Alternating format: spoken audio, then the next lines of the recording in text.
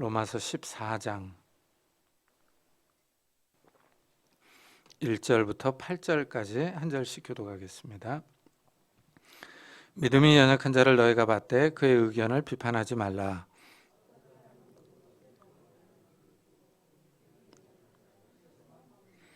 먹는 자는 먹지 않는 자를 업신 여기지 말고 먹지 않는 자는 먹는 자를 비판하지 말라. 이는 하나님이 그를 받으셨음이라.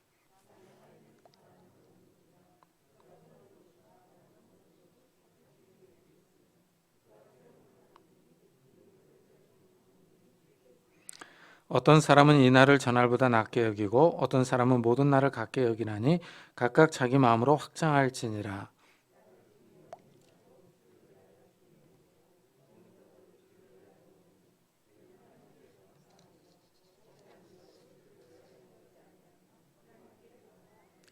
우리 중에 누구든지 자기를 위하여 사는 자가 없고 자기를 위하여 죽는 자도 없도다.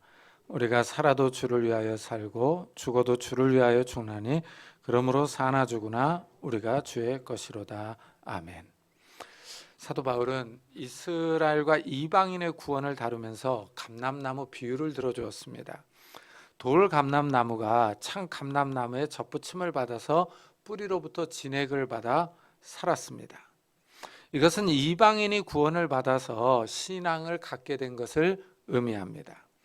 이방인 성도들이 돌 감람나무입니다. 그리고 유대인 가운데 예수를 믿는 사람이 있습니다. 복음이 이방인에게 전파되면서 믿는 이방인들이 늘어납니다. 이래서 로마 교회 안에도 이방인 신자와 유대인 신자가 함께하고 있습니다. 바울은 이런 로마 교회를 향해 이웃을 사랑하라 하고 교훈을 주었습니다.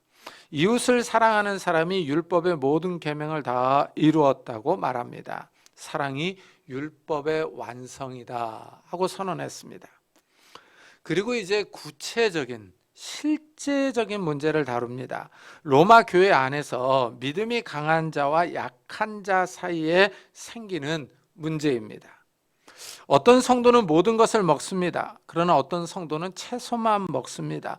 이 두 그룹 사이에 충돌이 생깁니다. 먹지 않는 사람은 먹는 사람을 판단하며 정죄합니다. 먹는 사람은 먹지 않는 사람을 무시하며 멸시합니다. 먹는 문제가 로마 교회 성도들 사이에 큰 문제로 떠오르고 있습니다. 이 먹는 문제가 구체적으로 무엇인지 자세하게 나오지는 않습니다. 아마 고기를 먹는 문제였을 겁니다. 유대인들은 먹을 수 있는 깨끗한 짐승과 먹지 못하는 부정한 짐승이 있었습니다. 율법에 먹을 수 있는 짐승과 먹을 수 없는 짐승이 정해져 있습니다. 예를 들면은 유대인들은 돼지고기나 이 오징어 같은 것을 먹을 수가 없습니다. 그러나 우리는 아주 자유롭게 잘 먹습니다. 그리고 피를 먹지 말라는 계명 때문에 양이나 소를 잡을 때 피를 완전히 빼고 잡아야 합니다. 유대인들은 피를 완전히 뺀 고기를 요리해서 먹었습니다. 유대인들에게는 이것이 큰 문제입니다. 그러나 이방인들에게는 큰 문제가 되지 않습니다. 유대인들에게 이런 문제는 관습과 함께 신앙의 문제입니다. 유대인들은 어려서부터 이런 고기를 먹지 않았기 때문입니다. 또한 이방 우상에게 고기를 바치고 난 후에 이 시장에 유통되는 고기일 수 있습니다. 우상에게 바치고 난 고기를 먹을 수 있느냐 하는 문제일 수도 있습니다. 이것은 오늘날의 우리에게 고사떡을 먹을 수 있느냐 없느냐 하는 문제와 비슷할 겁니다. 고기를 먹는 문제로 로마 교회 내에 먹는 사람과 먹지 않는 사람 사이에 갈등이 생긴 겁니다. 이 고기 먹는 문제로 로마 교회에서 서로 충돌이 생깁니다. 여기에 대해 바울은 믿음이 연약한 자를 너희가 받되 그의 의견을 비판하지 말라 하고 말합니다. 이 고기를 먹지 않는 사람을 믿음이 약한 자라고 말하면서 그를 받으라 하고 말합니다. 그의 견해를 비판하지 말라 하고 권면합니다. 여기서 믿음이 약하다는 것은 구원받는 믿음을 의미하지는 않습니다. 사람은 예수 그리스도를 믿어서 구원받습니다.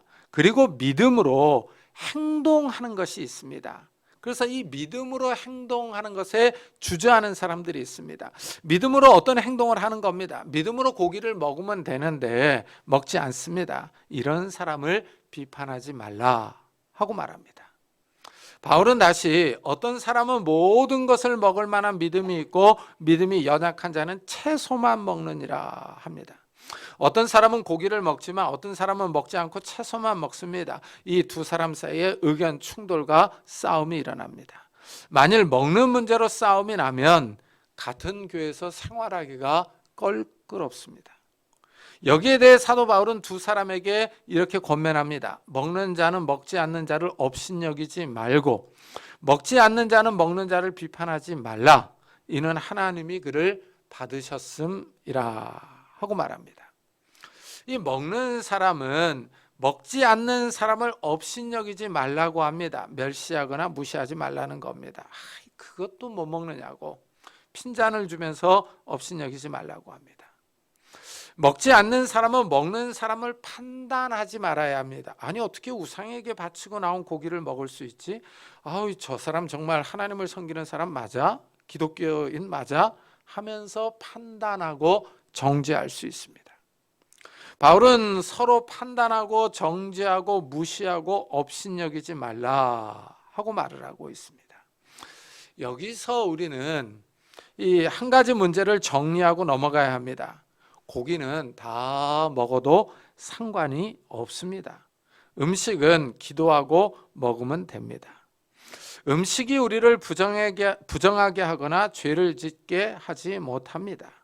그러니까 우리 이방인들은 이런 데에 대해서 자유로운데 이 유대인 기독교인들은 어려서부터 이 돼지고기를 안 먹었습니다. 오징어를 안 먹었어요. 그러니까 이거는 이 습관, 관습의 문제가 되는 겁니다. 이제 신앙의 문제가 아니라요.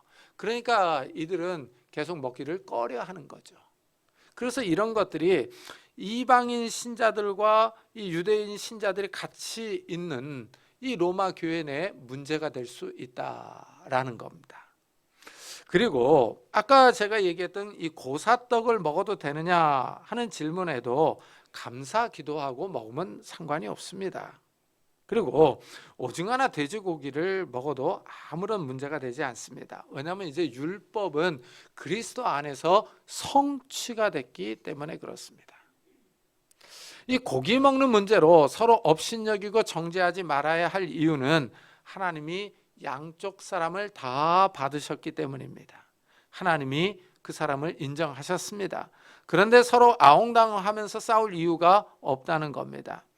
여기서 우리가 잘 생각해야 할 점이 있습니다.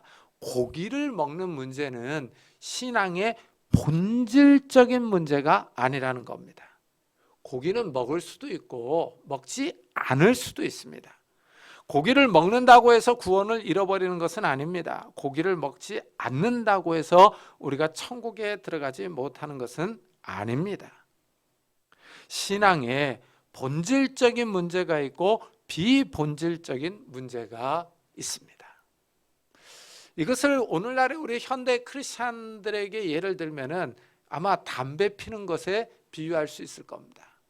이 담배 피는 것을 펴야 되느냐 말아야 되느냐 갖고 이게 어른들은 말들을 많이 했습니다. 근데 이 성경에는 뭐 담배 피지 말라 이런 말은 사실 없습니다. 이게 담배 피는 게 이 성도들의 건덕상의 이유로 피지 말라라고 교회에서 정한 법입니다. 그러니까 사실 뭐 담배를 핀다고 해서 구원을 잊어버리는 것은 아닙니다. 그거는 비본질적인 문제죠. 비본질적인 문제입니다.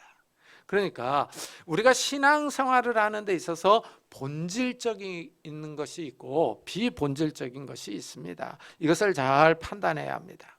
우리가 믿는 신앙의 근본적인 교리요. 그러니까 예수 그리스도를 믿음으로 구원을 받는다든가 삼위일체 하나님을 믿는 문제예요. 이런 교리를 무시하고 업신여기면은 이런 사람하고는 같이 상종할 수가 없습니다. 우리의 믿음을 흔들기 때문이죠. 그러나 이렇게 고기 먹는 문제 가지고 서로 싸우고 서로 판단하고 정죄한다면 기독교 공동체는 약해지며 몰락할 수 있습니다. 그런데 의외로 교회 내에서는 이런 비본질적인 문제로 서로 싸우고 갈라서는 경우가 있습니다. 교회 차를 사는데 돈이 없으니 중고로 사자.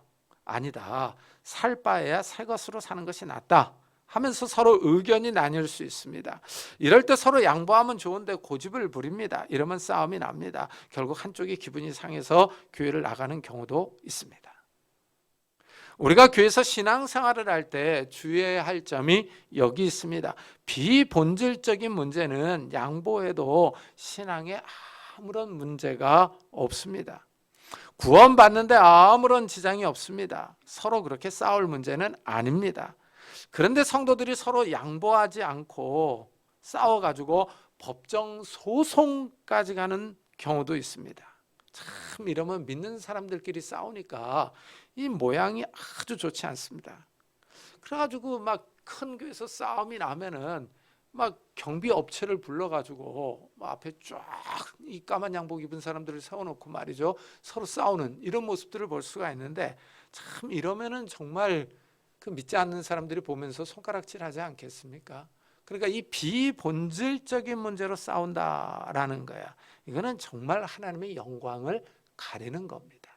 우리의 근본적인 신앙을 흔든다면은 이건 우리의 생명을 내놓고 싸워야겠죠. 그러나 이런 비본질적인 문제는 양보해도 아무런 죄가 없습니다. 이 비본질적인 문제로 서로 싸운다면은 기독교에서 말하는 사랑, 이 사랑이 실종되는 겁니다. 바울은 비판하고 정죄하는 그 사람을 하나님이 받으셨다 하고 말합니다. 그렇습니다. 비판하는 사람이나 비판받는 사람이나 다 하나님의 자녀이며 하나님의 백성입니다. 이래서 바울은 남의 하인을 비판하는 너는 누구냐 하고 묻습니다. 하나님이 받으신 종을 비판하는 너는 누구냐 하고 묻는 거예요. 내가 그렇게 비판하고 정죄할 자격이 있느냐 하는 것입니다. 너는 얼마나 잘났느냐, 내가 다른 사람을 판단할 정도로 잘났느냐 하는 것입니다. 사실 우리는 다 하나님의 은혜로 구원을 받았습니다. 예수님이 우리의 죄를 위하여 죽으셨기 때문에 우리가 구원받을 수 있었습니다. 이래서 우리는 사실 자랑할 것이 없습니다. 우리는 다른 사람을 비판할 정도로 우월하지 않습니다. 우리는 다른 사람을 무시하거나 업신여길 정도로 탁월한 사람들이 아닙니다. 바울은 그가 서 있는 것이나 넘어지는 것이 자기 주인에게 있음에 그가 세움을 받으리니 이는 그를 세우시는 권능이 주께 있음이라 하고 말합니다. 하인이 성공하거나 실패하는 거에 다 주인에게 달려 있습니다. 다른 사람이 비판하고 무시한다고 해서 그 사람이 넘어지지 않습니다. 다른 사람이 정죄한다고 해서 세움을 받는 것은 아닙니다. 모든 판단은 주인에게 달려 있습니다. 주인이 비판하고 정죄할 수 있습니다. 주인이 무시하고 업신여길 수 있습니다. 주인이 그 사람의 믿음을 인정해 줄 수 있습니다. 주인이 그 사람을 세워줄 수 있습니다. 주인에게 능력이 있고 모든 주권이 있습니다. 주인에게 소유권과 주권이 있습니다. 주인이 판단할 문제입니다. 로마 교회 내에 이 고기 먹는 문제가 심각했습니다. 교회가 서로 나뉘어서 갈등합니다. 그런데 사도 바울은 고기 먹는 문제 외에 또 다른 문제를 언급합니다. 날을 중요하게 여기는 사람이 있습니다. 어떤 사람은 이 날을 전날보다 낮게 여기고 어떤 사람은 모든 날을 같게 여기나니 각각 자기 마음으로 확정할지니라. 이것은 유대교의 명절과 관련이 있습니다. 유대교는 안식일과 절기를 중요하게 여깁니다. 다른 날들보다 더 거룩하게 여기지는 날들입니다. 이래서 유대인 기독교인들 역시 이 날들을 중요하게 여겼습니다. 이러니 이방인 기독교인들과 서로 의견 충돌이 있었을 겁니다. 여기에 바울이 해결책을 제시합니다. 고기를 먹고 안 먹고가 중요한 것이 아닙니다. 날이 중요한 것이 아니라 주님이 중요합니다. 예수님이 기준입니다. 나를 중히 여기는 자도 주를 위하여 중히 여기고 먹는 자도 주를 위하여 먹으니 이는 하나님께 감사하며 먹지 않는 자도 주를 위하여 먹지 아니하며 하나님께 감사하느니라 합니다. 한 주간의 날들 가운데 어떤 한 날을 중요하게 여기는 사람도 주님을 위한 것입니다. 고기를 먹는 자도 주님을 위하여 먹습니다. 먹고 힘내서 주님을 잘 섬기려고 합니다. 삶의 원리가 하나님의 영광을 위해서 사는 겁니다. 먹지 않는 사람도 주님을 위하여 먹지 않습니다. 이래서 사도 바울은 하나님께 감사하고 있습니다. 우리 성도들의 중요한 삶의 원리가 여기서 나옵니다. 우리는 다 주님을 위해서 살아가는 사람들입니다. 나를 중히 여기는 것도 고기를 먹는 것도 다 주님을 위해서입니다. 우리가 먹고 열심히 일하는 것이 다 주님을 위한 것입니다. 우리는 사나 죽으나 하나님의 영광을 위해서 살아갑니다. 바울은 성도들의 삶의 원리를 이렇게 말한 후에 하나님께 감사하다고 말합니다. 이 점이 인상적입니다. 성도들은 하나님께 늘 감사합니다. 이 점이 믿는 사람과 믿지 않는 사람의 결정적인 차이입니다. 믿는 사람들은 어느 곳에서나 식사할 때 하나님께 감사합니다. 많은 사람들이 쳐다보지만 감사 기도를 한 후에 먹습니다. 성도들은 먹을 것을 주신 하나님께 영광을 돌립니다. 하나님이 먹을 것을 주지 않으시면 우리는 먹고 살 수가 없습니다. 하나님이 따사로운 햇살과 적당한 비를 주십니다. 곡식과 과일이 익어갑니다. 이 땅에 먹거리가 있습니다. 사람은 먹지 않으면 살 수가 없습니다. 이 먹을 것을 주시는 분이 하나님입니다. 이래서 성도들은 하나님께 감사합니다. 결혼식장에 가보면은 흥미로운 점이 하나 있습니다. 이 믿는 사람들은 목사를 초청해서 주례해달라고 합니다. 목사는 하나님의 이름으로 신랑 신부를 축복합니다. 하나님의 이름으로 축복하니 권위가 있습니다. 식사 기도를 할 때도 하나님께 감사합니다. 모든 것이 하나님의 은혜라고 고백합니다. 근데 믿지 않는 사람의 결혼식에 가면은 사람이 축복합니다. 사람이 신랑 신부의 행복을 기원합니다. 축복의 무게가 다릅니다. 사람의 축복은 가볍습니다. 좋은 덕담에 그칩니다. 식사할 때도 마찬가지입니다. 믿지 않는 사람들은 하나님께 감사하지 않고 그냥 먹습니다. 하나님과 관계가 없습니다. 하나님 없이 그냥 잘 살기를 바랍니다. 감사가 없는 삶입니다. 바울은 이 성도들의 삶의 중심은 하나님이라고 고백합니다. 우리 중에 누구든지 자기를 위하여 사는 자가 없고 자기를 위하여 죽는 자도 없도다 하고 말합니다. 성도들의 삶이 누구에게 맞춰져 있는지를 보여줍니다. 성도들은 주를 위하여 살아갑니다. 내 삶의 주인이 내가 아니라 우리 예수님이십니다. 성도들의 주인이 주님이십니다. 내가 아닙니다. 이래서 우리는 예수님께 속해 있는 사람들입니다. 이래서 바울은 우리가 살아도 주를 위하여 살고 죽어도 주를 위하여 죽나니 그러므로 사나 죽으나 우리가 주의 것이로다 하고 말합니다. 우리는 주의 것입니다. 예수님이 우리의 주인이십니다. 나의 주인이십니다. 예수님이 우리를 이렇게 세우고 받아주십니다. 사람은 소속이 중요합니다. 어느 회사에 소속되어 있느냐에 따라서 삶의 질이 다릅니다. 아무래도 중소기업 소속보다는 대기업 소속이 더 낫습니다. 사람이 어느 기관이나 회사에 소속되어 있으면 안정적입니다. 이와 마찬가지로 우리는 하나님께 소속되어 있습니다. 하나님의 백성이며 하나님의 자녀입니다. 이것이 우리에게 큰 위로를 주며 안정감을 줍니다. 우리는 이 우주 만물을 창조하신 하나님께 속해 있습니다. 이 세상에 속해 있는 것도 아닙니다. 악한 마귀에게 소속된 사람도 아닙니다. 창조주 하나님께, 전능하신 하나님께 속해 있습니다. 우리는 예수 그리스도를 믿어서 구원받은 하나님의 백성입니다. 이 점이 우리에게 큰 위로를 줍니다. 마지막 심판을 받지 않기 때문입니다. 사람이 한번 죽는 것은 정해진 일입니다. 사람은 다 죽습니다. 그러나 죽은 후가 더 문제입니다. 하나님의 심판이 있기 때문입니다. 마지막 심판 날에 예수를 믿는 우리는 심판을 받지 않습니다. 예수를 믿어 구원받은 사람은 영원한 형벌을 받지 않습니다. 그러나 예수를 믿지 않는 사람들은 심판을 받고 꺼지지 않는 유황불에 들어갑니다. 이것을 둘째 사망이라고 부릅니다. 제가 예능 프로그램을 한번 보니까 안정환 씨가 그런 얘기를 하더라고요. 스포츠는 냉정하다고 이렇게 얘기를 하더라고요. 실력이 없으면 냉정하다고 그러더라고요. 근데 가만히 생각해 보면 우리 기독교는 더 냉정합니다. 정말 예수 그리스도를 믿느냐 믿지 않느냐, 여기에 생명이 왔다 갔다 합니다. 영원한 저주를 받느냐 받지 않느냐입니다. 정말 더 심각하고 냉정하고 엄격합니다. 바울은 우리가 살아도 주를 위하여 살고 죽어도 주를 위하여 죽는다고 선언합니다. 예수님이 우리를 구원하셨기 때문입니다.